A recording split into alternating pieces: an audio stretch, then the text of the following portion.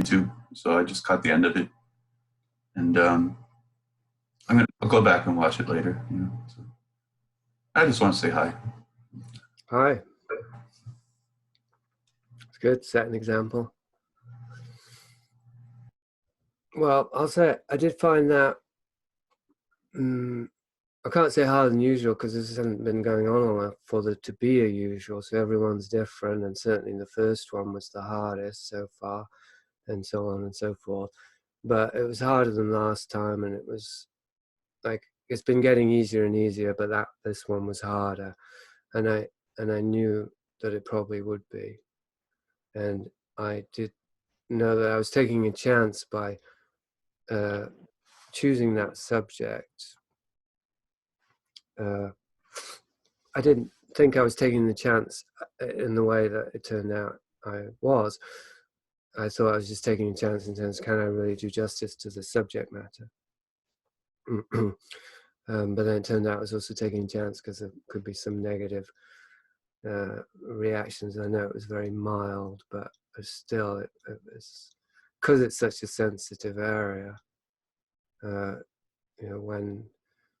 When I'm coming into a space very open, then even a little bit of hostility can throw me off quite a lot.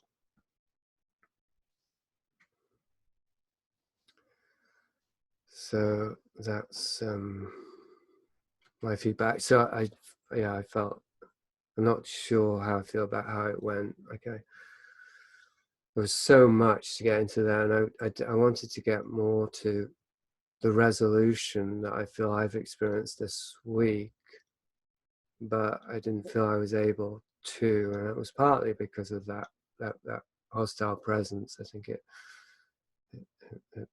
I felt pushed into going where I went, which was in terms of the negative impact of the feminine, of the uncontained feminine psyche on the male unformed psyche. So for better or for worse, that became quite central, and that wasn't in my notes. I wasn't planning to talk about that at all.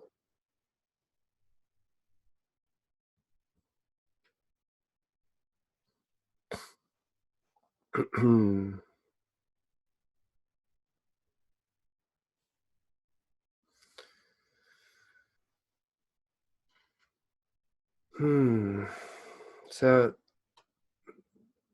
until anyone else puts themselves forward, I suppose I'll keep going. The thing that I didn't get to was to do with chunking up, and how we create these collectives. I have to actually look at what I wrote because it's not really clear. I've got not fragmentation, but denial of fragmentation. Right, so I realized, I had the insight today that the problem isn't that we're fragmented. The problem is that we cluster the fragments together and then think that we're whole. So, and I had that insight because I was thinking about chunking up and how we do that with homosexuality or racism or masculinity or whatever it is. We come up with these terms that we think represent one whole coherent phenomenon, but in actual fact, they're a whole cluster of different things, phenomena, that we've mashed together and then forgotten that we've done it, and we think that now we're talking about something that's real and defined and that exists as this cluster, but not a cluster. It exists as a cohesive whole rather than a bunch of fragments that have been clustered together. And so this is then, that is actually a perfect analogy for what happens internally with the psyche. As it gets fragmented, but then we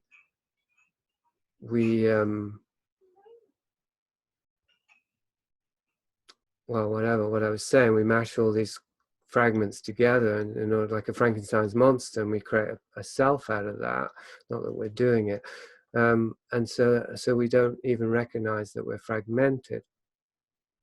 And so it seems as though the solution is to reverse that and to not to fragment ourselves, because we're already fragmented even though they're mashed together. There's still cracks everywhere, like Humpty Dumpty. You can't actually put him back together. So the solution is to identify the fragments. So we're not breaking it apart. We're separating things that aren't really together. You know? And so we separate them enough to identify them, but it's not about necessarily pulling them apart, but at least allowing them to be separate and allowing us to recognize that they're separate.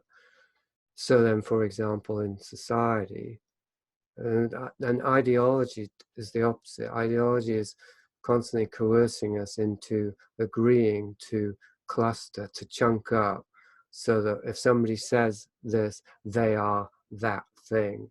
And if they are that thing, they're part of this larger thing. You know, the obvious examples, somebody says, like something I said today, I said something about homosexuality being toxic. I was going to go into anal sex, by the way. I just thought, no, I can't do this. I'm so far out on a limb at this point. I'll just plummet to my doom at that point. So, but yeah, so I say something about homosexuality. So therefore I'm a homophobe, first chunk up. So therefore I'm right wing, next chunk up. So therefore I'm Donald Trump supporter, next chunk up. So therefore I'm part of the alt-right. Well, that's probably one before, whatever. Trump supporters probably, at that point, I'm a deplorable anyway.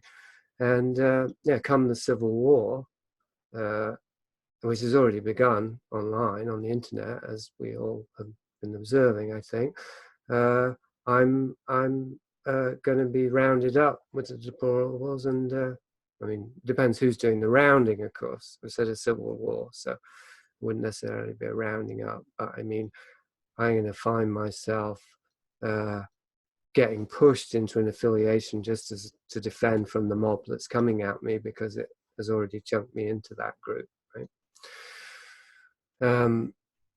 So what then occurred to me was that we don't,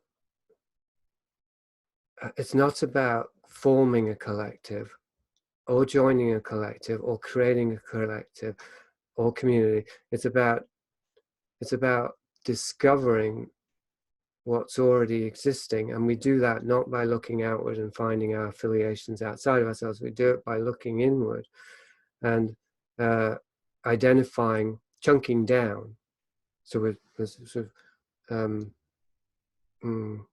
sorting the seeds of our own ideological indoctrination and our own traumatization, going through cell by cell, one cell at a time, recognizing the trauma in each and every cell, which would then be, I started at the bottom, we chunk down from, the body to the head, to the neck, and the limbs, and then the organs, and the bones, and then the bones are made up of smaller bones, and then the organs are made of blood cells, and so on. So we chunk down, we just keep chunking down, and discovering the community within us, which is that we are a collective.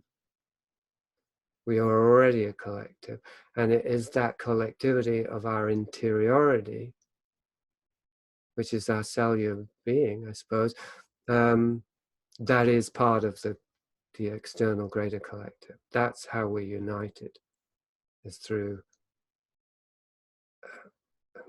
biology, kind of, yeah, we're all human beings, we share the human form. And then what's chunked down even deeper than biology, what's even, inside the cells, inside, you've got the cells, you've got the molecules, you've got the atoms, you've got the electrons and neutrons, and then you've got what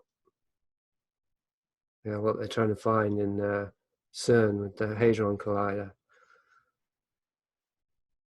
So without smashing, without trauma generating some superego astral self, where we're just going into the trauma, into the cells and into the molecules, and finding what we truly are, the incarnation that is incarnate through us, through every cell, and through every individual on the planet. That's the collective we're part of.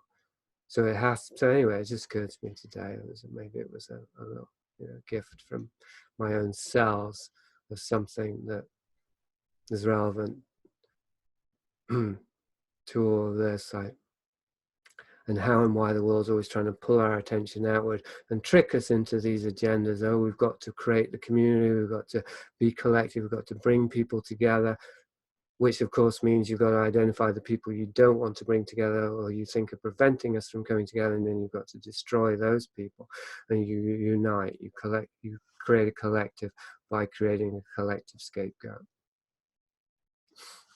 And yeah, so that's division. And so, yeah, but then we could focus on that, and we're still being trapped. Okay, once you identify, okay, so that's not working. Understanding the world in order to try and fix the world doesn't work. So then what's the world showing me about myself? And then gradually, 1 degree at a time, the focus goes all the way central to the self, and then starts traveling inward. A fantastic voyage.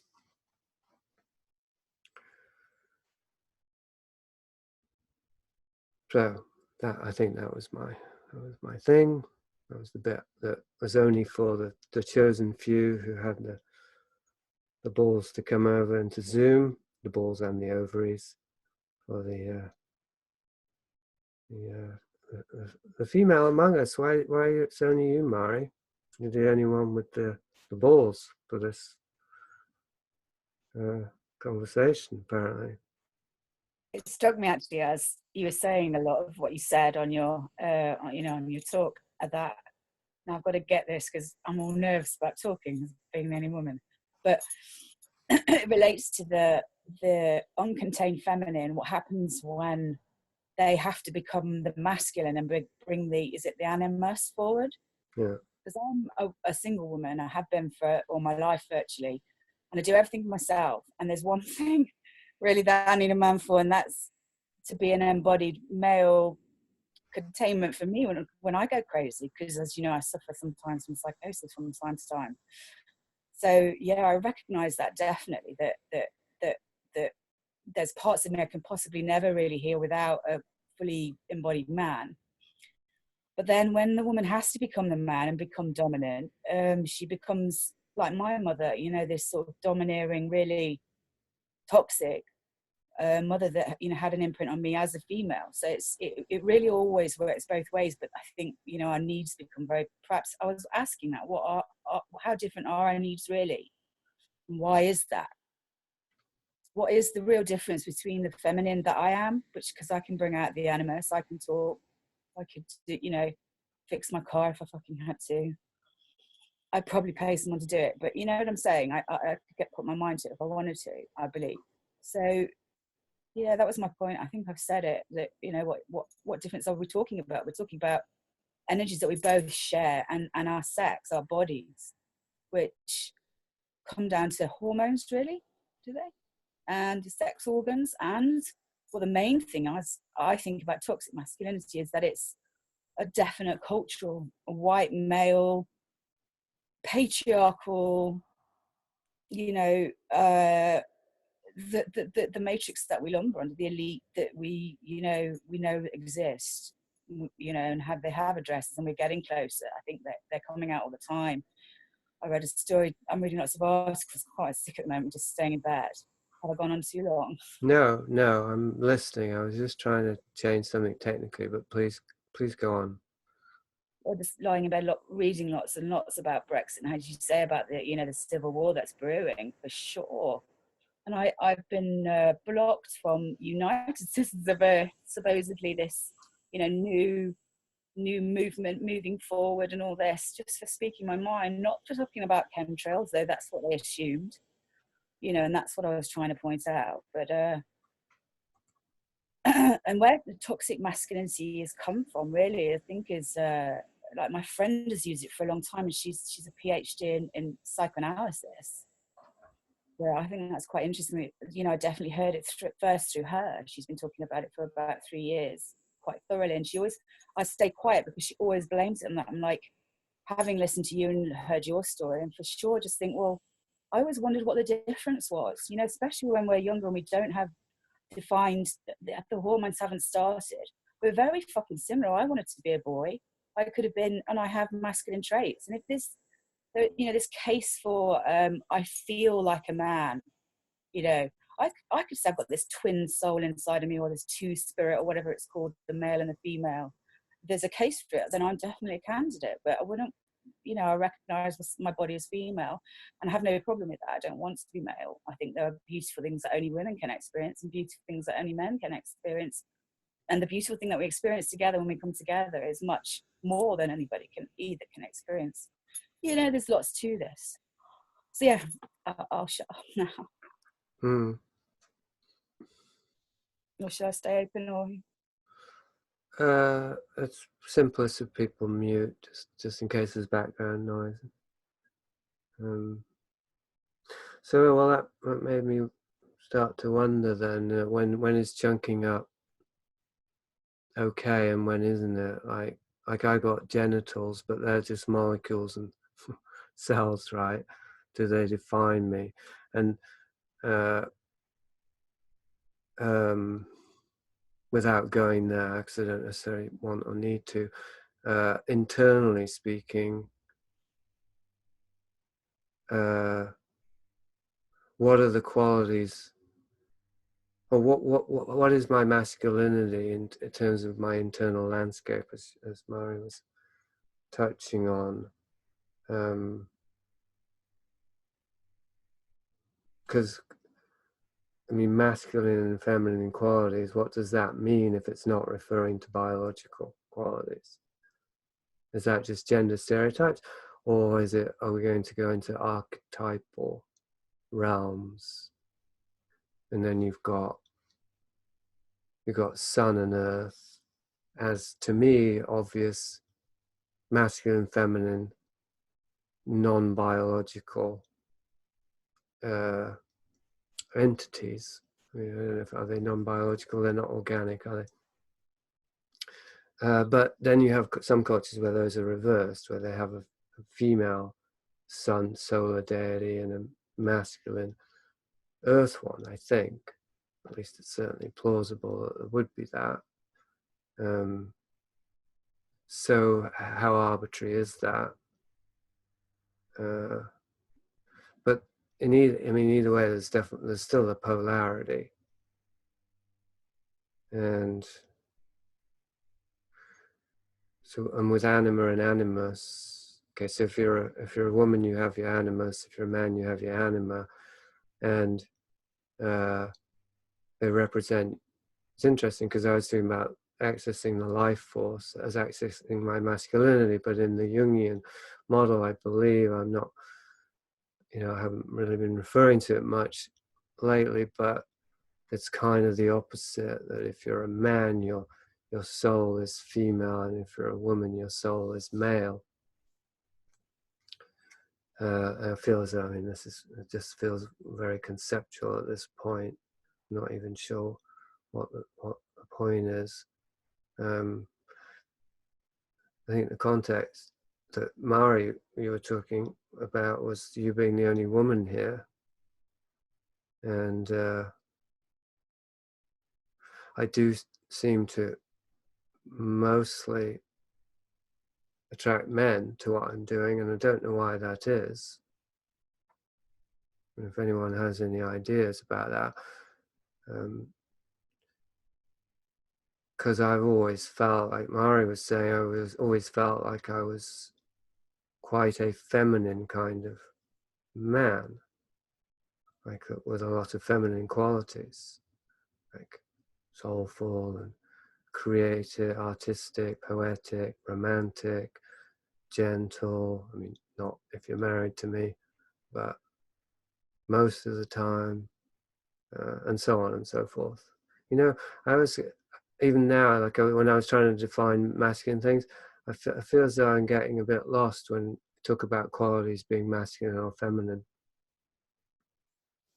I just wanted to add something, a quick point on that is I was thinking about what little I know about the French language and about how all words are masculine or feminine. Yeah.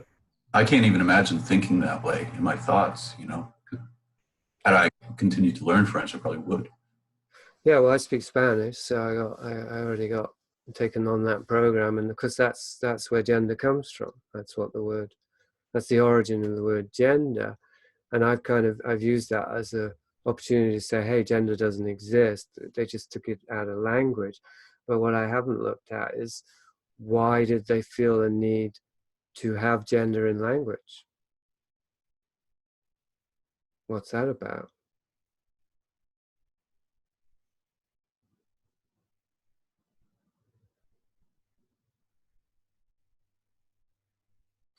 But you could say, I mean, possibly you could say that the ultimate chunking up that we're seeing now is chunking human being, I mean, masculine and feminine, or male and female, into just human.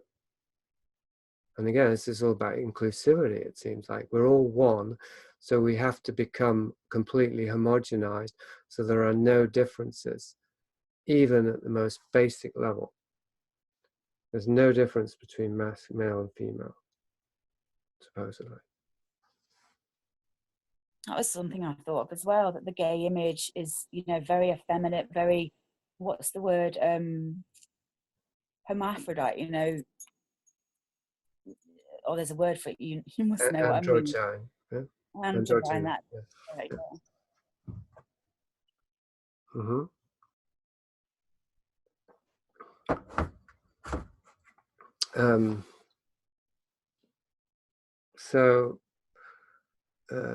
So what happens if we chunk man and woman up into human? It gets rid of prejudice, supposedly, because you're not allowed to, you can't, in theory, you can't even tell the difference between the two. But it also gets rid of life itself, right? Because, yeah, I mean, you have to, you can't, I don't think you can ever get to the point where you can make people see what isn't there, to the extent that they're faced with a penis, and they believe they're looking at a vagina. It's not going to ever get to that point, I don't think. So then you can get them to pretend, but when it comes time to actually, get down and get it on, well, they either have to continue pretending, or the surgery has to intervene and the penis gets turned into a vagina, and vice versa. Now, the result of that is that they're sterilized. The reconstructed genitalia can't reproduce. Of course, there would be ways to artificially inseminate still. So then we have a brave new world. So it isn't necessarily the end of life itself, but it certainly would be the end of, well, something. But I feel like we're getting very dark. I got a dark thing that I've been thinking about, like, in Canada, how it's really encouraged this type of thing, about like gender transition. And I wonder if can be like a eugenics ploy for population control, to try to actually weed out the homosexuals from a society because you become sterile, if you buy into it, and then you can't reproduce. And is the end game not to eliminate these type of things? And it isn't even primarily the homosexuals. It's probably primarily, well, again, I mean, what's a homosexual? Let's stay on that, and then we're talking about eliminating the neurodiverse, because there's a vast disproportionate percentage of trans identified people are on the autism spectrum.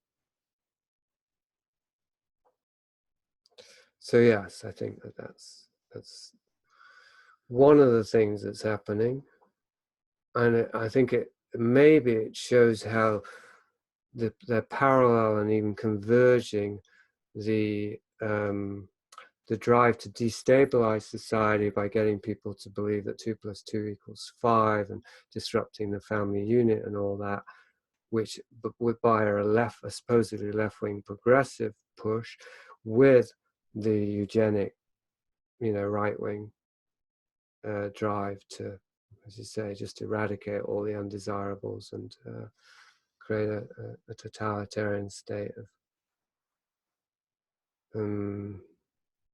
well, I don't actually know, it's hard to imagine, but see how those two things are actually proceeding parallel, side by side, in perfect invisible harmony. And the Civil War seems to be part of it, so then it's also partly like making it, if you're on one side, you're convinced that the other side is your enemy. So even though at the higher level the two sides are working together towards the same end, down in the trenches, the two sides see themselves as enemies, and they're trying to eradicate each other, and then that furthers the agendas of eugenics, as in, you know, lots of people might start killing trans and homosexuals if they're driven into a corner. And what was the other one? Well, anyway, you can see how there will be a lot of kind of low level, really basic population control, social engineering going on, just with civil war scenarios in which people are just killing each other. That's certainly a way to weed down the population. But yeah, we're getting very dark. Like I said, I didn't get to the. I felt like I didn't get to the upside of all this on the YouTube thing. So I hope we can get to it here, because there really is an upside. And I just got a real. I think it was the longest, bleakest comment I've ever had at my blog. It was a response to the latest podcast with William Ray about transgender, and she was on the meet. She's not here though, Heather, and she was, yeah. Well, I won't even try and paraphrase it, but it was essentially about how we're all fucked. She referred to that movie Hereditary, which I saw. I don't know how many people here have seen it. I can't recommend it, as I always say, because I think it might do permanent damage to anyone who sees it. It's that good. It's that good that it's evil, I think. But it's truly, truly bleak, and it's probably the most horrifying movie I've ever seen. And I think it's quite accurate in some way, and that's the point, really. So, and it's about ancestral possession and satanic cults, how they manipulate families to re-traumatize and become vessels for ancestral fragments and or malevolent deities, and how the whole thing is just so tightly controlled that we're just these, you know, passive receptacles being used by dark forces. It's very convincing as a movie, but this person at the blog used it as an example for how she thinks reality is and the situation we're in. It's just bleak beyond any kind of possible hope. And of course I feel that way sometimes, in a certain sense, as in, if you stare into the abyss long enough, you will turn into the abyss, and that's what it feels like. It's abysmal. But as I was touching on today, the experience of the life force is so affirming, and it's so it comes from such a deep place that it feels to me that it's untouchable. It can't be touched, can't be distorted, it can't be polluted, it can't be co-opted or infiltrated by any of this shit, even the deepest occult stuff that you know most of us are familiar with. It just laughs in the face of it. It's totally undaunted. You imagine if you have a cat, how do you think your cat feels about the satanic will control system? As long as it's not going to fall into the hands of a bunch of teenage Satanists, your cat is fine with it. It's just not got a problem with it, and it's not being negatively impacted by it. I mean, it may be aware the earth is, you know, polluted and the rats taste a bit weird, and okay, so I'm not saying it's oblivious, but it's not under the oppression of it. It's going to carry on being a cat. It's going to live and die as a cat, and it's going to rejoin its ancestors in a pure, pristine state of catness. maybe it's going to take a little bit more navigating to get to, you know, more Bardo realms to get through. But it's a cat; it knows what it's doing, and we are humans, and we know what we're doing. As long as we can be men, and as long as we can be women, because we're a particular kind of human. We're a what do you call it in electricity? Not a polarity, but you know, there are the two. We're a pole. We're one of the magnetic poles, and but I think that's part of the beauty of it. I was trying to use the cock as a metaphor, how the cock knows what to do and where to go. Well, of course, as I said, there's a lot of ramifications there because we're all traumatized sexually, so even to talk about it is risky. But I hope that most of the cocks here today probably make Mari uncomfortable, or maybe the opposite. All the guys get uncomfortable because there's a woman here. But I would hope the cocks here today have had an experience of, you know, just being led by their cock exactly where it and they wanted to go, and there was congruence between the two. Where the cock wanted to go is where the heart wanted to go. Yes. It kind of reminds me of when you talk about dancing, you know, which is not a male or female pursuit. It's something we share and we have in common, you know. So the body knows where to go because it hears the music before the mind does and can move to. I love dancing and I've done dance for yonks. So yeah, that's what I wanted to say. Mm. Yeah. So it's no more complicated than that. You know, if you can't dance, that's a problem, and that becomes complicated. Like, why can't I dance? Why can't I get a hard on? Why can't I find the right girl to get a hard on with? There's many layers that can get encrusted over the experience of the life force just moving us through life, which, to bring it back to the previous point, you know, through the darkness, like the light doesn't experience resistance from the dark. There's no resistance whatsoever because the light moves in a way that, well, you know, as soon as it touches the dark, it's not dark anymore. It's not only that it doesn't experience resistance from it, it doesn't experience dark. You know, they say that the light shone in the darkness and the darkness comprehendeth it not, but the light doesn't even see the dark.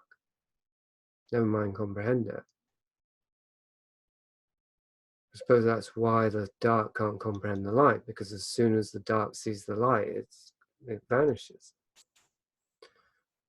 It gets destroyed by the encounter with the light. Not really destroyed because it didn't exist. And that's our ego. I'd say in this analogy, and our ego has been configured by ancestral conspiracies and darkness. And so it is very afraid. You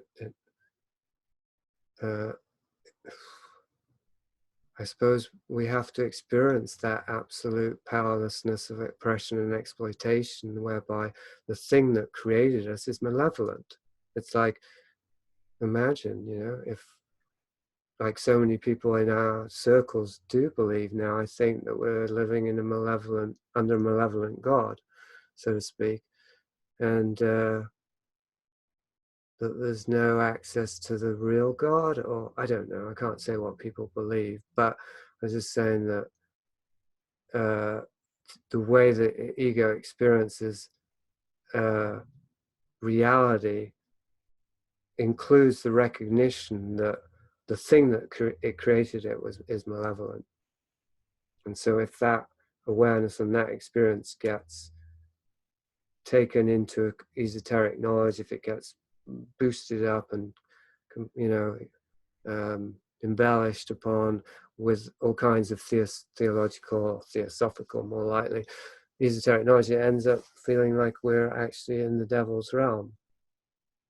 And even Christianity, I would say, has that interpretation, possibly makes that error. I don't hear David Shana talking about Satan and the devil. I haven't noticed he has any need to do that, and I'm not putting him forth as the living, exemplary of the way to be in this world, although actually he's the closest I've got to that besides me, which obviously is the best reference point, but always falling short. But I do see Dave as an example of how to live with unbearable paradox and intense social darkness, and be always joyful and light and playful, and that it is a reference point for me whenever I getting too dark, is remembering that I have seen the possibility of actually being joyful in this world. And besides my cat, I mean. And I think many of us do refer to animals for that. But to find a man, if you're a man, or a woman, if you're a woman, or whatever, it doesn't have to be the same sex, is very valuable for restoring faith. And it does transcend rationality.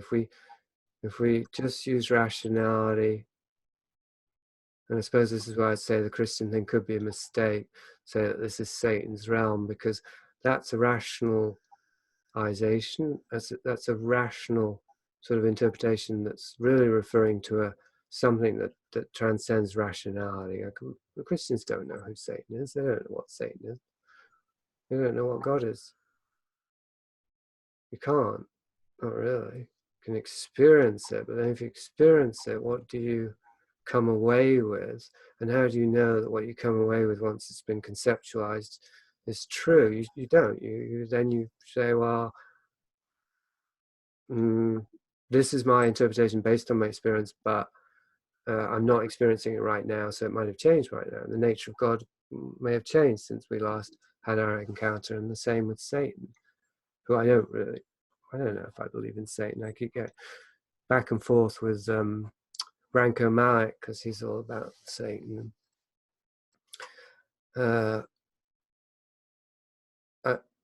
I'm on the fence in the liminal sense there, as I think Satan can be real if you want him to be real. We can embody Satan and even animate the impersonal energy, the satanic energy, into something that would appear to us as very definitely, an entity that was satanic. But do we want to do that? Well, I don't know. Some of us do. I did. In my wild youth, I had encounters with Satan, as I understood that, and felt very manly for having done so. I faced Satan and lived to tell the tale. But it was probably a psychedelically induced delusion, so I don't think it helped. I had a couple of ideas floating around, but I'm not going to throw them all out. But I was just thinking, it seems like to me that, especially now with what's been going on the last couple of years of this sort of breaking everybody off into these individual groups, I mean, I don't think it's a new idea, but it definitely seems apparent that it's just, means of control, the divide and conquer kind of concept, where, you don't want people, you want people always distrusting each other and seeing each other as the other and can't identify with them. And it seems like this is especially what's going on with men and women who probably, I think you were saying earlier, when they are combined, are the most powerful, entity in the universe, per se. And it seems like they are really trying to keep men and women separate. And partly that I see them doing it is that, and it's been going on for a long time, is that they take these natural energies that we would embody and they make these really grotesque caricatures of what they are, these like false, versions of what it is to be a man and what it is to be a woman. So they take some aspects of of truth, and then they muddy the waters, to where you can't figure out what really is there. And so when they have these everyone has these preconceived ideas of what it is, what men and women are, men, and how men and women see each other in these caricatures. They believe that to be true, and they relate to the other person in that caricature. So people are constantly relating in this sort of false version of self, instead of relating on a very real level. And it kind of brings me back to the that what in the Bible it says, when two or more are gathered, I'm in your midst. And basically, to me, it seems like the controlling powers are really fearful of us communicating with and having a true dialogue and honest. And like I said, it's between the sexes, but it's with religion, it's with race, it's with all aspects of culture. Is that they really just do not want us connecting and building bridges and figuring out what is what. So that's kind of how I've been seeing it lately.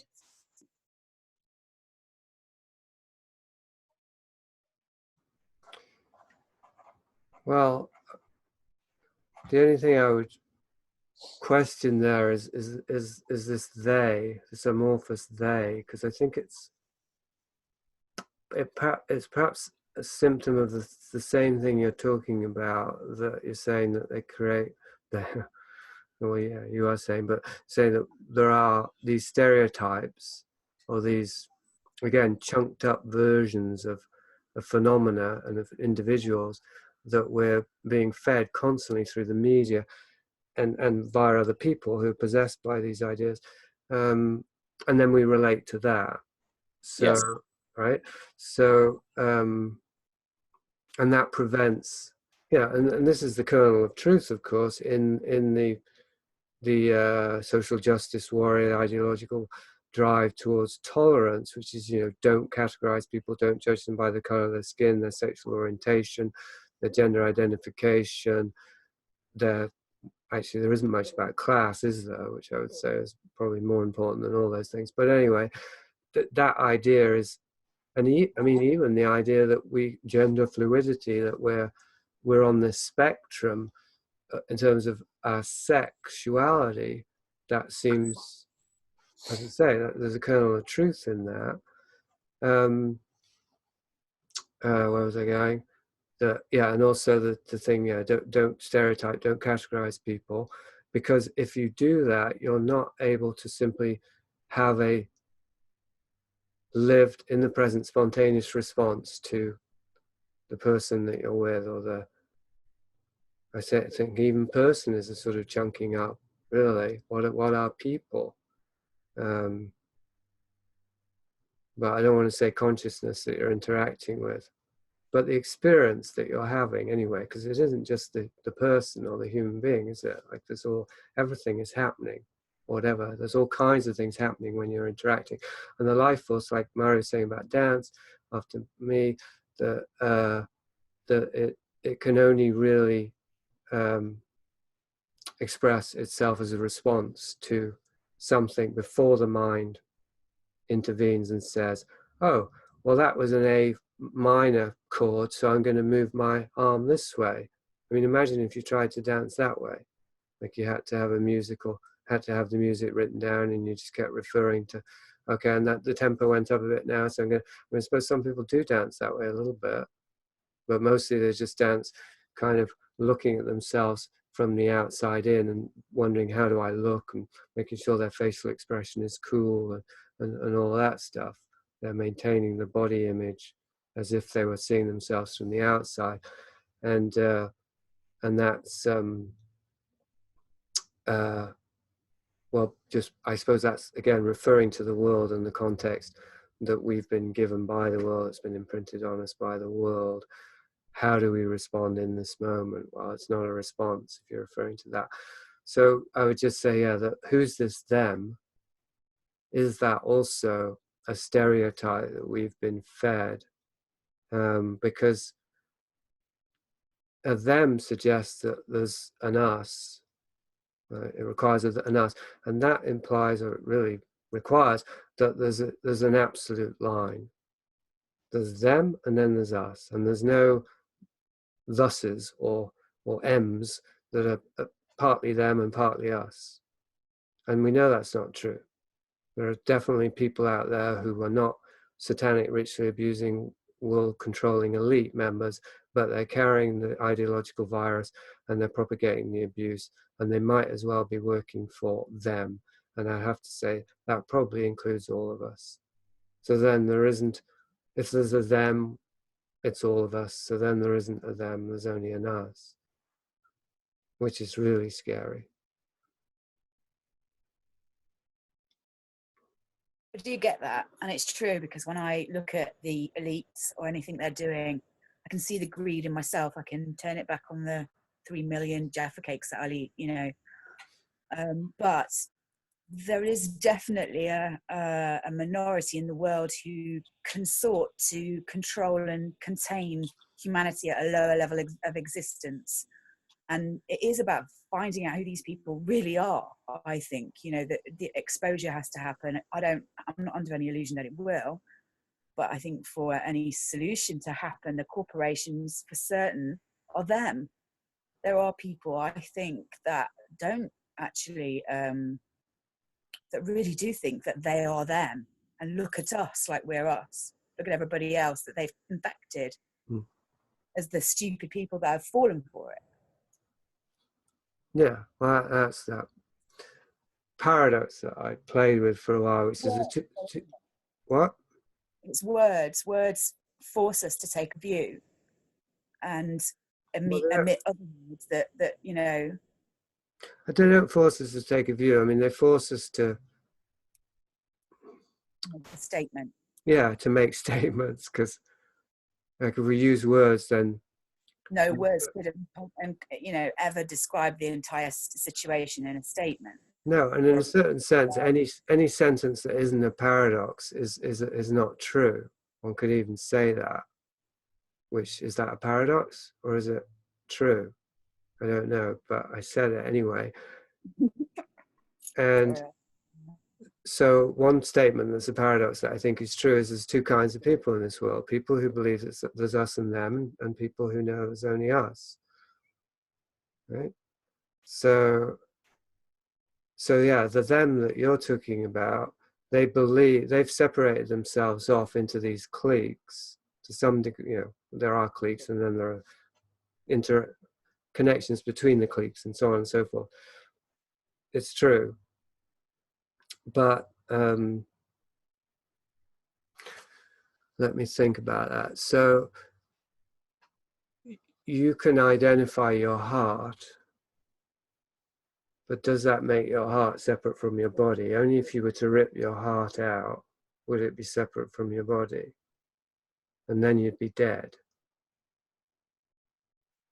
Yeah, then there's heart transplant because of diseased hearts. Yes, there are. There are all kinds of miracles in this brave new world, but as we know, some of them seem to be, or many of them seem to be taking us further from reality, not closer to it. So it's maybe all things are possible with men who would be gods, and that's certainly the goal. All things are possible with God, but at the same time, God can only do what's good and right and true. So actually there's a whole lot that isn't possible for God, because it's God we're talking about. Now with men, that's a whole different thing. With men, it's kind of like, what can we get away with? And that's just about anything, really. If you've got the money and the power and the technology, it's just about anything. But I feel like I'm digressing a bit.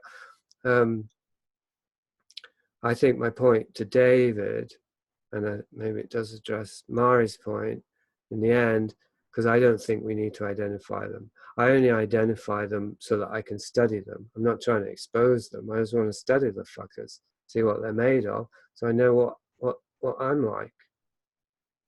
You know, the part I'm not conscious of, the Jimmy Savile within. I want to get free of that fucker. I want to remove the tumor by the least intrusive or invasive surgery I can, preferably by whatever, you know, I don't know if we do have technology actually for dissolving traumas, but malign traumas benignly, but that would be the goal, to approach something malign in a way that is benign and yet nonetheless gets free of it.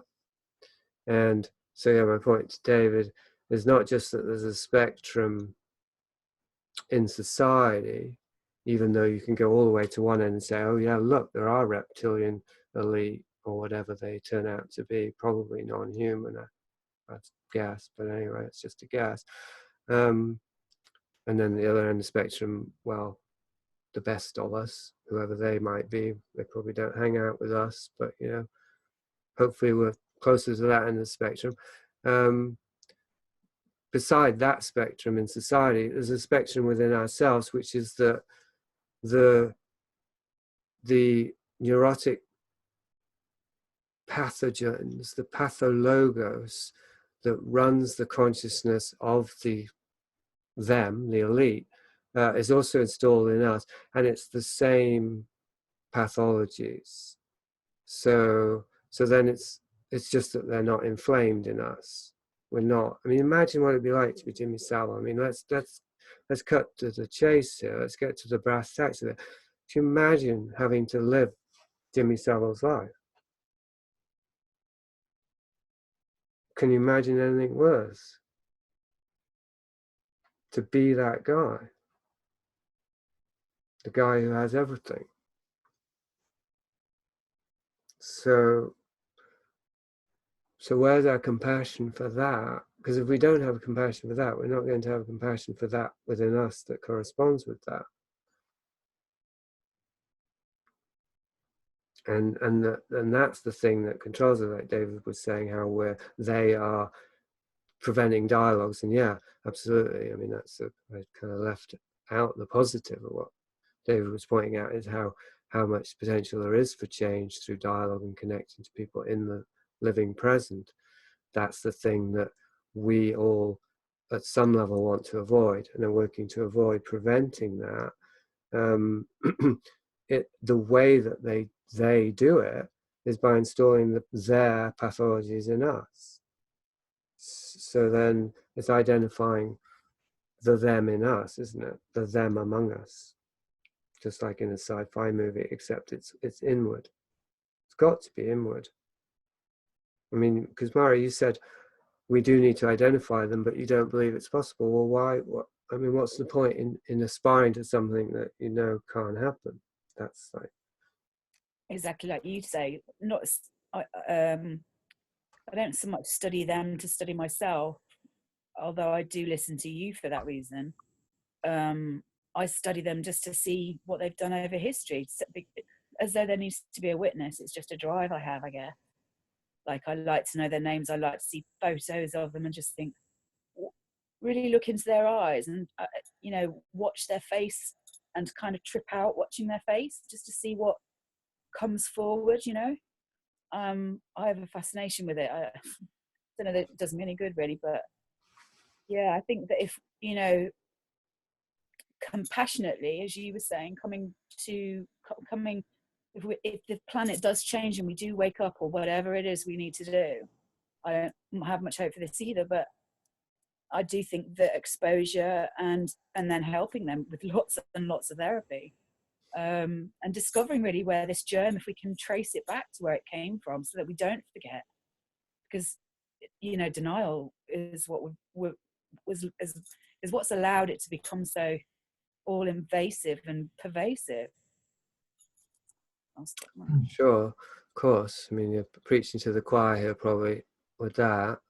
I also have, as I think you know, the desire to look them in the eye and see, yeah, what goes on in that mind. Hence my fascination with Jimmy Savile, because he provided an opportunity. We can really see, that kind of pathology at play and at work.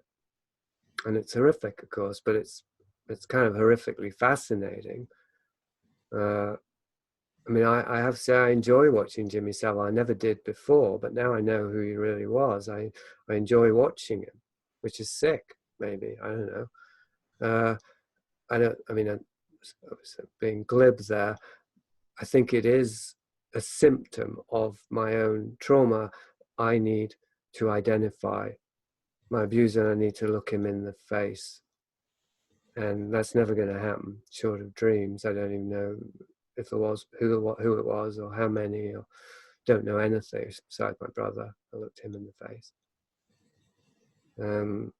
Now he has a death mask. There's a death mask of him, so I could look at that.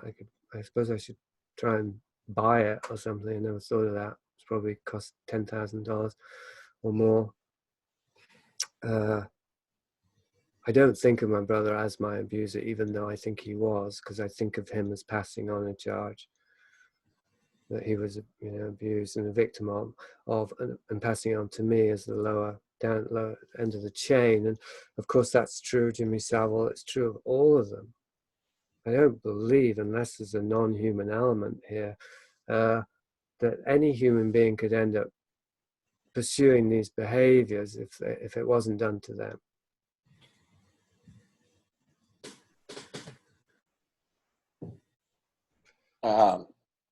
Going back to that, sort of what you're talking about, like not making them this particular thing and trying to understand them as all integrated as a whole, as it's us as well. There is that distinction is actually wrong. It reminds me of, I think it was maybe Freud talks about it in Moses and monotheism, or one of his things, but the concept of the other, and it being a very old concept as a way for in our psychology, as a way of being able to define ourselves through defining the other as being opposite, being different. And I find that to be true. And what I'm wanting to know is there some way of being able to define oneself or know oneself without creating this gulf of distance? Because I feel like people, the more different people are, for some people, the more they feel that the more they feel secure in themselves. I think you see that also in the men and women. Men that are super male and they'll have a wife who's super female, and they both reinforce who they are because of the other. And so is there a way to be able to understand yourself without having to create this opposition with others, and in the sexes, but in culture, and just everything? I don't know. Is there a middle path per se? Well, I know you phrase that as a question, but seems as though it's a cliche. The question, a good question, answers itself. But it just seems to me that if you're asking the question, you must have a sense of what that way is. Am I wrong? Yeah, actually, I don't know, because I know I fall into tendencies of generalization and elevating my own ego by saying I'm not like that, or right. So you know all the things you do that don't work, but I mean, don't you have an experience of yourself that doesn't depend on that negative identification? Yeah, but I don't know if I can put my finger on it. It's more intuitive. It's more intuited. It doesn't come from, I think, like some sort of concrete thing. Maybe it's just sort of a knowing, a security with oneself. Right. Right. Well, I actually think this is really key to how I was struggling on the presentation, because I was trying to talk about masculinity, non-toxic masculinity, and as I said at the start, what counted was me showing up with my life force and embodying non-toxic masculinity, at least to some degree, and more than before, because now the heat was on, the focus was on that, and how the danger I encountered, or the difficulty I encountered, was that by talking about it, I was actually getting further from it. Because when we start to think about it, so it's like they say about athletes, and what we've been saying about music, when you start to think about what you're doing or what you are, then you get further away from it. So I suppose this comes to liminality as well, that like the nature of what we are is that which can't be defined or categorized. That paradox can only, and it can't be understood, it can only be experienced. And yet, so how do you experience that? Like the things that David was talking about seemed to me, and they came back to David's previous point, that the way we divide and conquer, how we're just constantly tricked into generating conflicts and falling into conflicts. That all of those ways in which we try and find an identity for ourselves, or have a sense of who we are, always generate conflict, or they depend on conflict, both opposition, and by contradiction, by contrast, the alternative experience of who we are, which is real, is one that's conflict free. So the closest I get to what David was asking about is a sense of inner peace, well-being, wholeness, contentment. That's the closest, and for me, that is in itself, that's an inherently unstable place. Like it doesn't feel safe, actually, because my identity is like, whoa, what's going on? And I can't possibly be content. That's not who I am.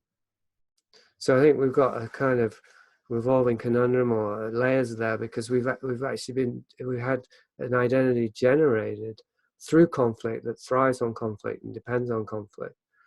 So then the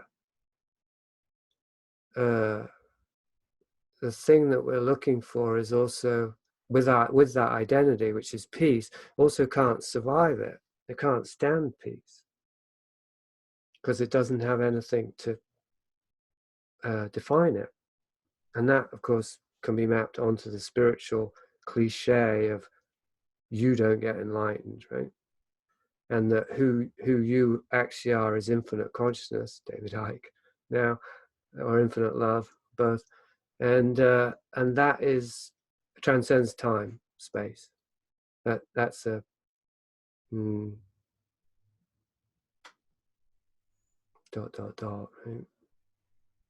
right? Am I gonna make myself verbalize that, knowing that doing so diminishes it? That's why I always come back to sensation, because sensation is such a non-spiritual word, and it's non-fancy, and everybody knows what a sensation is. Of course, I don't mean in the sense of a Hollywood sensation. I mean, it's nice that it has that dual meaning, actually, because I think the true sensation that we're looking for is sensation, or it's via sensation. The sensation of peace and well-being, of wholeness, and of orientation, knowing who we are and where we're going. Not where we're going, actually, I don't really like that part, but it's like with a dance again, you don't have to know what your next move is, you just know that you're grooving. So that's my non-answer anyway. It is a reference point that is always there, But paradoxically, it's always changing. It's always moving. Like life itself is never the same, even for an instant. Everything we refer to in the past has become irrelevant in the present, like everything. And yet, I mean, I should say potentially, it's like maybe Gibb's still the same Gibb that he was a second ago that I was looking over. But that's just an assumption. He could have just had an epiphany and experienced spontaneous enlightenment. Or his liver could have just collapsed and he doesn't know it. Right? It's just balancing out there, dark and the light. You know, and that's an extreme example, but it's always true. And I think that for myself, like the more I can go back to that experience, the easier it is to get back to, and the less I need to find things to oppose with my constructed false identity to keep reaffirming, yes, I'm here, yes, I'm here, yes, I'm here, yes, I'm here, yes, I'm here. Yes, I count, yes, I count, yes, I count. You know, as a public speaker, there's nothing, I mean, one of the things that's drawn me to public speaking, I realize, is that there's nothing better for the ego than to have somebody ask you questions when they respect your answers. This is why the guru trap, right? Why anyone who becomes a guru, unless their whole thing is dedicated to disrupting the whole ridiculous, you know, dynamic of gurus, which I think is the case with Dave, although we all have to keep a close eye on him. I do anyway. They will always end up in this place of superego inflation, because there's nothing better. Like the only way for the false identity to thrive that isn't through conflict, I think, I'm just thinking this now, is through getting endless respect and adulation. But not too much. Like if it's too much, I mean, just the right balance would be, well, I don't know actually, because there's nothing wrong with people validating us and respecting us clearly. So I suppose one of the things that I have to look out for is that people thinking I have something interesting to say doesn't make it so. Like it's better if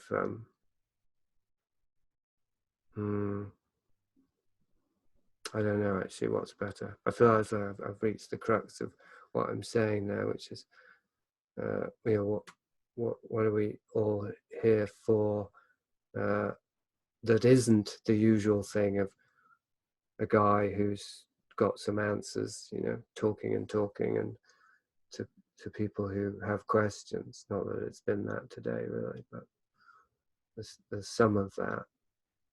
And what there's a potential for that isn't that, and I say that isn't bad in itself, but it can become so quite quickly.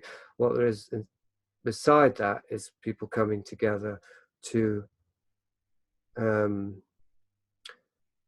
create a space in which it's possible to experience ourselves existing without conflict through interaction.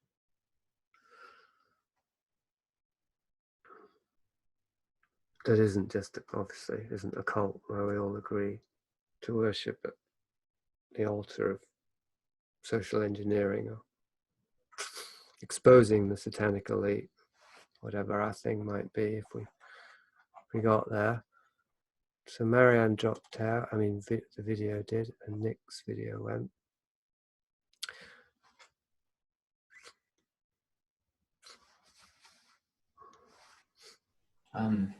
Maybe I'll talk since I haven't talked.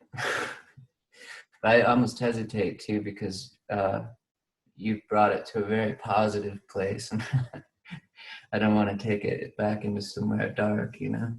Go ahead. You can take it. One thing I kept kind of thinking about during your talk and throughout this group discussion is the idea of compartmentalization. So like when you were talking about the idea of thinking with your dick, like that's a very common phrase. It's actually something I've been thinking about recently because, well, it's a funny thing, isn't it? Is because it is an important distinction to make in terms of there's this life force that's within me and this biological imperative, but there's also, you know, the instinct override mechanism that's going to counter that. You know, like I've noticed lately that, like, you know, if I see an attractive woman on the street, my internal reaction is something that I have to, like, I've never been a person to catcall a stranger. I would never do that. But now it's actually reached a level where it used to be just this sort of internal appreciation that I'd sort of talk to myself about. Like, wow, there's a beautiful woman, you know. But now it's even reached a place where I find myself shaming myself for that and, you know, like repressing that. So now we're back to like shame and denial, right? And it's a strange compartmentalization that, like, I kind of worry about or I think about because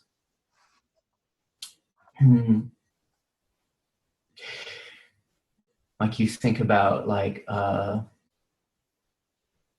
you know, like in America, the Jimmy Savile would be someone like Bill Cosby, who, you know, externally, you know, outwardly, he was a pillar of the community, he was a positive role model, but inside, you know, he was a monster. And, you know, without kind of getting into where that all came from, that sort of split,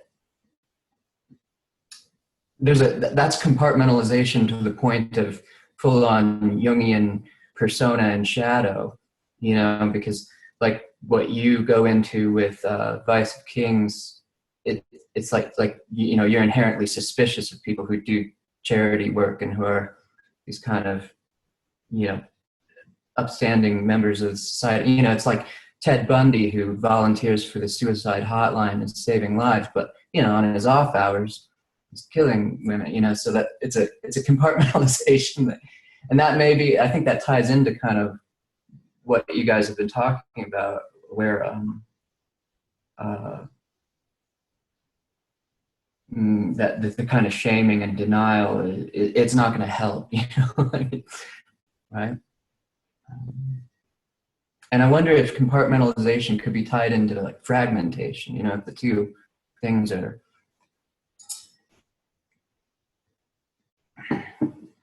there's a relationship.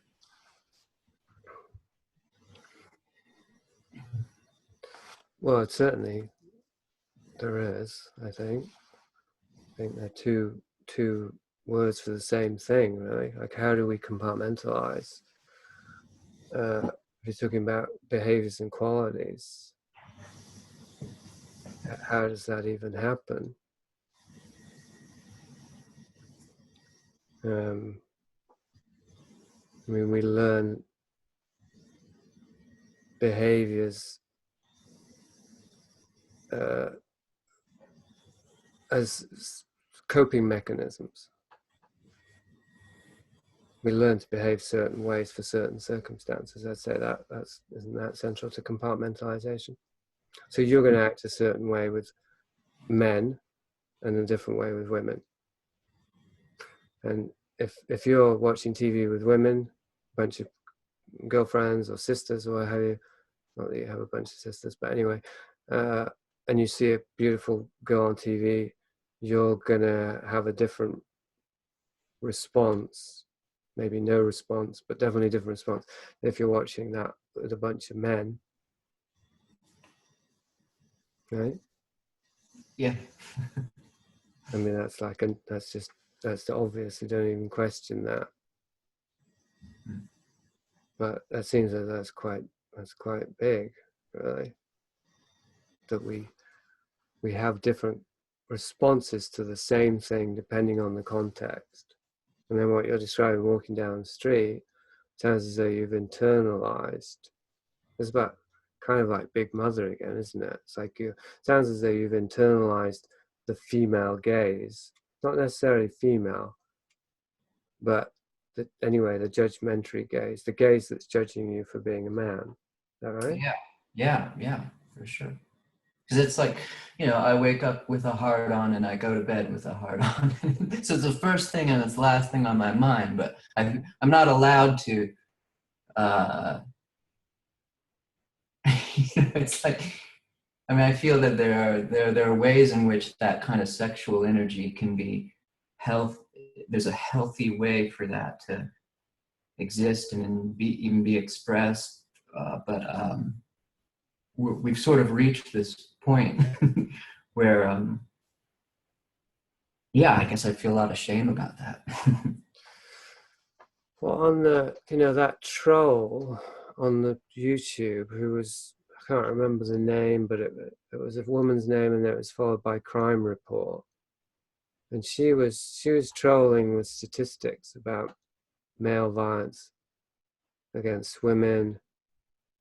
Well, there were two, I think she only made two comments. One was, women just don't want to be battered and harassed by men. And then the next one was about statistics and how violent men are. So you got right there, you got the microcosm for the whole thing, really, haven't you? Is that women are victims, men are victimizers. Any other discussion is not relevant. This is the only discussion that we should be having. That's what she's saying. That's what she's implying. But I wasn't talking about those things, actually. I could have said that, like, oh, why are you bringing this up? I wasn't talking about violence. I mean, maybe I was, I don't know. I'd have to go back and listen exactly. The timing.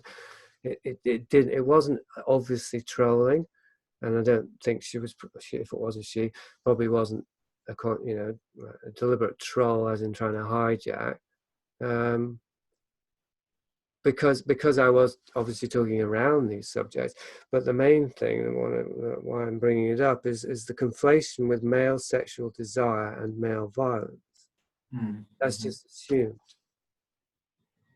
See, and I almost feel like what I was just saying about like Cosby and Bundy and stuff, it's like, it's almost like by denying that the male libido or the male sexuality, I feel that that's what's creating the violence, right? I mean, I feel like that's what you were kind of hitting on in your talk earlier. It's right, like violence is, what did you say, an expression of for wanting to find an identity, or? That's the Marshall McLuhan thing. The idea that repressing sexuality creates violence is well, I suppose, well documented, and talk about how they even inundate society with sexual advertising when they want to gear up the population for war.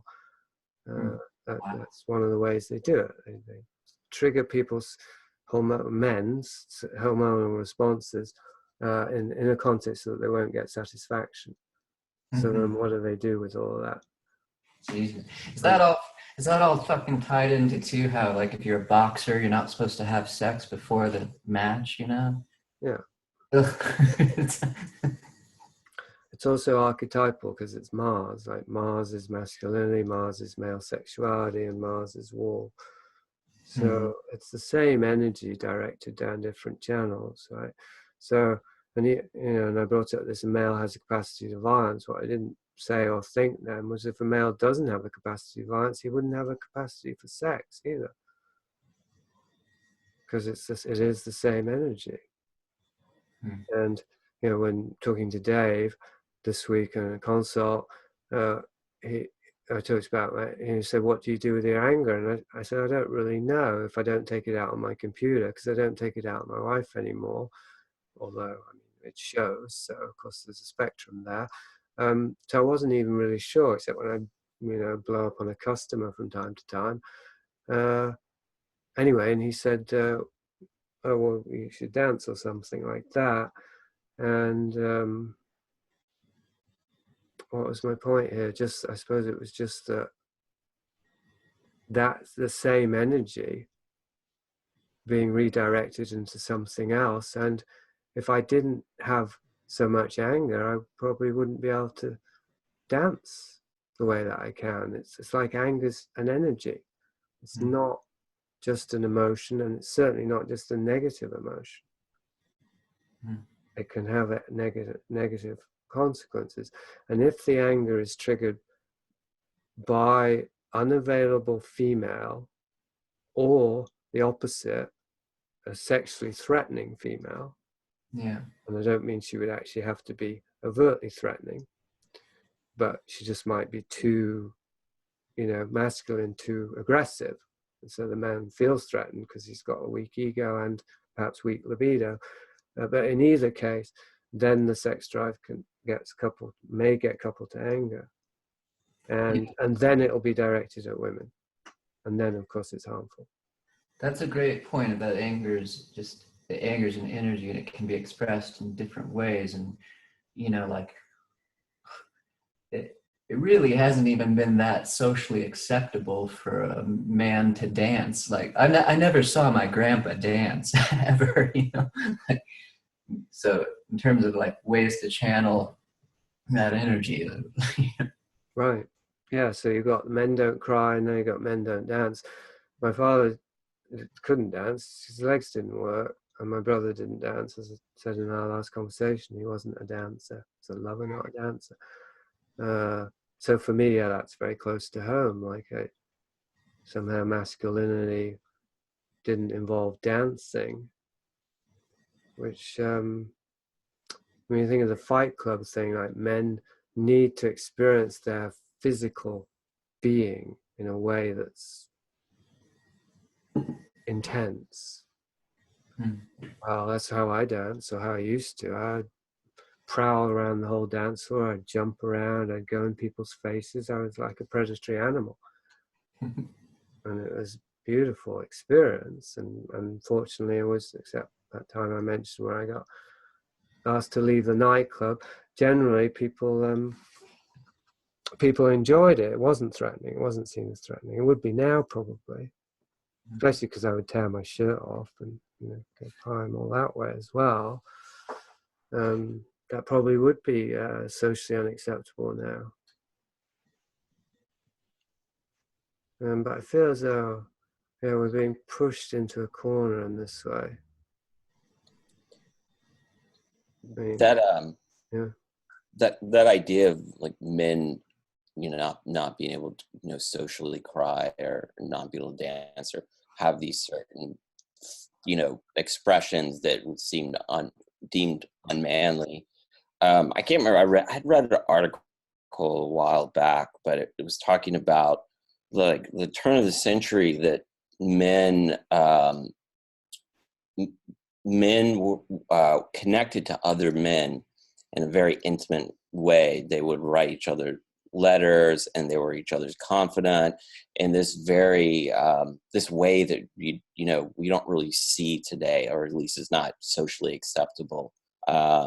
And I don't know if that's because of the fear of being homosexual, although I feel like that in itself is actually a modern sort of fear or a modern taboo. I think somewhere in my mind, I think that like homosexuality was somewhat more accepted a while back, and then it hit this roadblock. But yeah, I don't know. There's this idea of energies sort of not going down the proper channels, and sort of they mutate and they take on these negative forms. It reminds me of I think the Unabomber talks about it, or it's one of his theories, which I thought was interesting. I'm not necessarily saying it's true, but I think he had the theory that children are not allowed to explore their sexuality with other children or express it I think his theory was that if that is denied and they're shamed, then that possibly leads to, as adults, having pedophile behavior.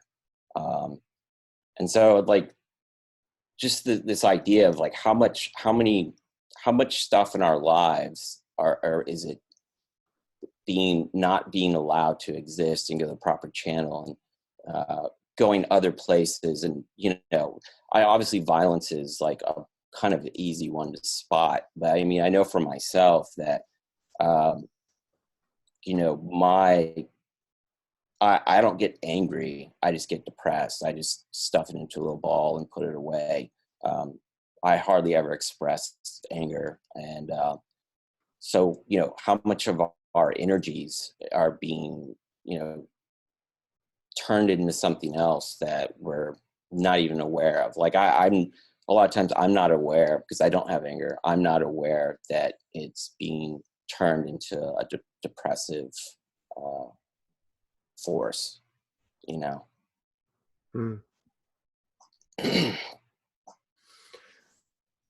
Yeah, it reminds me of something I sent to my niece a while back, and I don't remember now the specifics, but it was about because she always has always had problems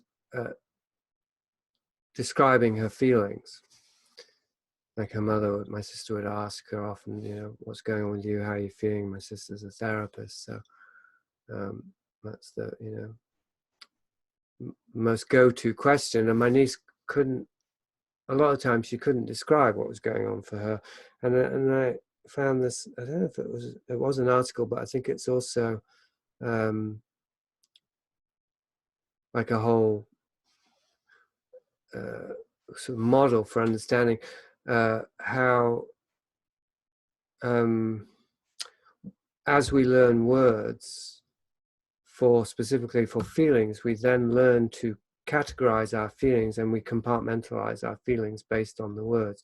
So we've got these words for love and joy and depression and anger and so on, but they don't directly correspond with any ontological truth or reality. Like anger isn't a measurable quantity that we can map through instruments and then measure the quality of it. There's irritation, there's rage, there's wrath, there's righteous anger, there's indignation, there's outrage, there's frustration. There's a whole spectrum, and the English language is notorious for having loads of words that seems to make it easier, but it also points at the fact, like Eskimos was I think that's a myth actually, but the many words for snow, that we're actually talking about a phenomena that has all these different variables to it, and that words can't actually fully represent it. So so what happens is we learn to make our feelings conform to the language, I think.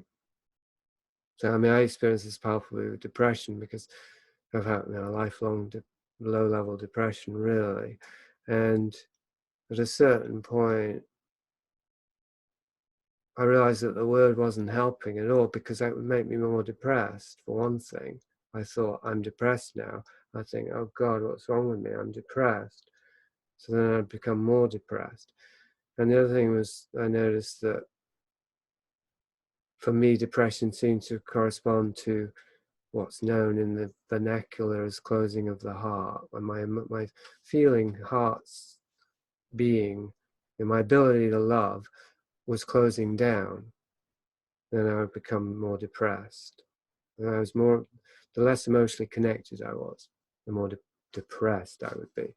So then it was like something else was happening that I just put a name on. And the name hadn't helped. The name had just created a kind of trap. So yeah, anyway, that's what came to mind in response to that. And I suppose anger is similar in that we're conditioned to believe that anger is a bad thing, I suppose, particularly for a man, and it's potentially destructive. And so then we would deny it when it even comes up. I mean, the energy, whatever the energy is, just as we suppress our libido if we feel it's inappropriate. Because sometimes it is, many times anger is inappropriate, but that doesn't mean that suppressing it makes it go away. It doesn't. Libido is inappropriate because we're watching advertising all the time and seeing a beautiful woman on the street. Well, I mean, that's a grey area, isn't it? It's probably inappropriate unless you're a pickup artist and you're actually going to go up and say, hey babe, I got a hard on for you, in such a way that you can actually make it fly, which I don't suppose there's many men alive who have that kind of comfort with their own sexuality. And of course they could get arrested for it now anyway. What was I saying? Oh, that if it seems inappropriate, we'll suppress it. But that doesn't get rid of it. Yeah, I would say that with as far as anger, when it does actually make its way to the surface and manifest in real time, I immediately have a huge amount of guilt and shame. Well, for one, that I'm not in control, but I think mostly, and I've just started to figure this out, is that I have guilt for taking up space, emotional space. So, I'm trying to figure out, like, for myself, like, what, why am I, why is it okay for everybody else? I give everybody else that, room to exist with that emotion, but for myself, I'm completely I'm embarrassed for it. Yeah. I think guilt's a major element in most of our psyches, and it's definitely like a prison guard or guardian that polices our emotions as well. Obviously it polices our behaviors, judges us for acting like an ass or being cruel or insensitive or impolite, even hurting people's feelings. That's a biggie. Like, people are going to die if we offend them.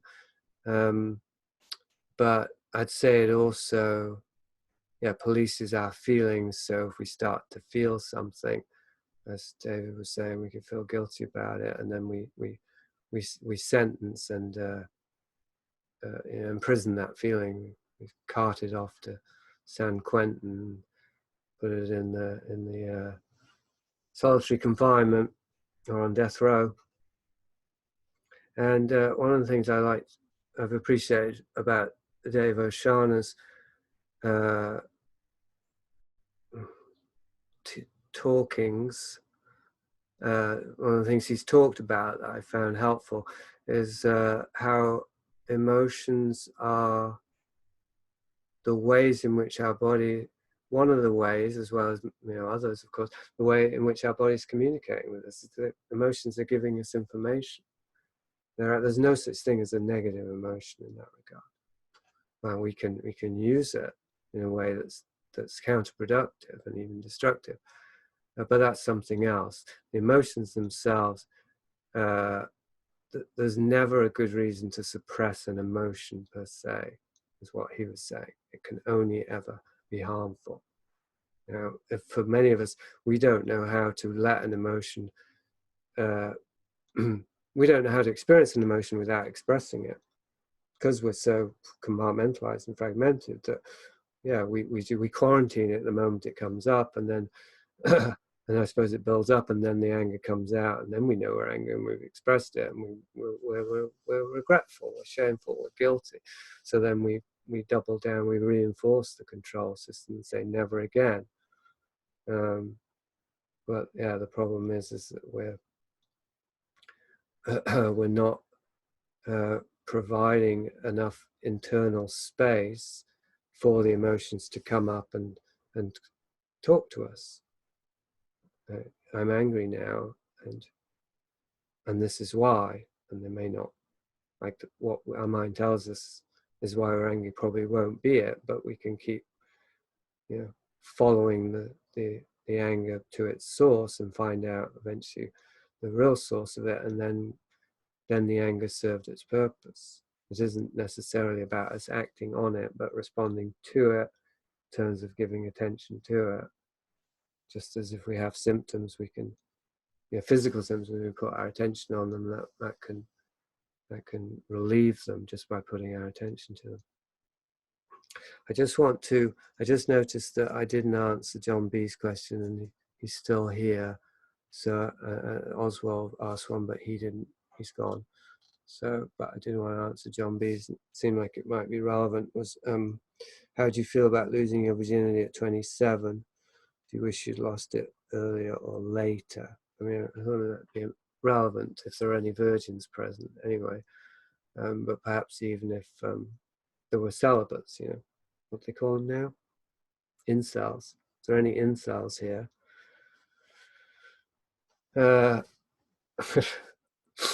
Which I think there are. I don't wish I lost it earlier, and I don't wish I'd lost it later. I feel that it was an example of something that was critical enough to my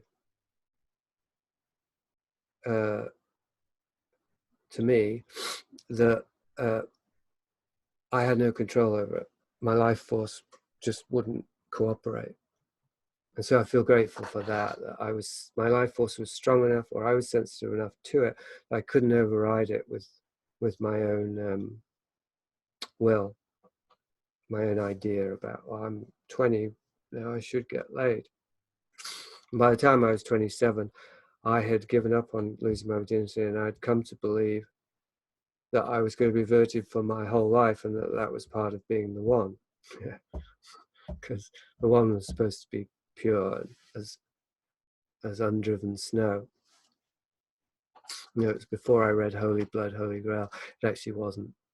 So I probably had started to question the whole idea of, I don't know if I ever believed Jesus was a virgin anyway, to be honest, but I did believe that I was supposed to stay one because somebody told me that. That's how impressionable I was. So that was probably the best priming, because I was no longer trying to get it. It caught me by surprise. Anyway, that was a digression, but I just didn't want to ignore John B's question. My ears are popping, number one. Number two, I like to keep this to about 2 hours. And number three, I got an interview at 3, so I do have to eat something. So that's unanimous, but for me, but I encourage people to stay on, because and you may want to get to know each other outside of me. So, and I think if I hang up, if I leave meeting, it will carry on, because I had a power cut once, and Gibbs said it carried on without me. So what I'm going to do is leave, and of course you can all leave at the same time, like in a Talking Heads song, or you can, Gib got it, a couple of people got it, or you could stay on. Obviously it's entirely up to you. Hopefully it won't be awkward, but if you do stay on, wait, I'm gonna give Gib the power to record, so I would ask that you record it, because I'm curious. All right, so yeah, I'm gonna go, and I mean, does anyone want to say something quickly before I do leave? Because I wouldn't want to deny that right. Hello, Jason, can you hear me? Yes. I just wanted to say thanks for being brave. It's very very loaded subject, and thanks for being so forthcoming. Thank you. You're welcome. It did take some courage, but that's my task as an Aries. Apparently, my wife told me once, Aries need to find courage in life. So So yeah, all part of that No process. worries. Have a good day. You too. Anyone else feel the need to jump in? Am I free to go? Thanks, Jason. Thanks, everyone. Like I say, if you want to stay and hang out, I encourage it. Get to know each other, but obviously you will make your own choices. Hopefully it doesn't all crash when I go, because that's possible too. Wait, I've got leave meeting option. There it is. Perfect. Okay. Bye, everyone.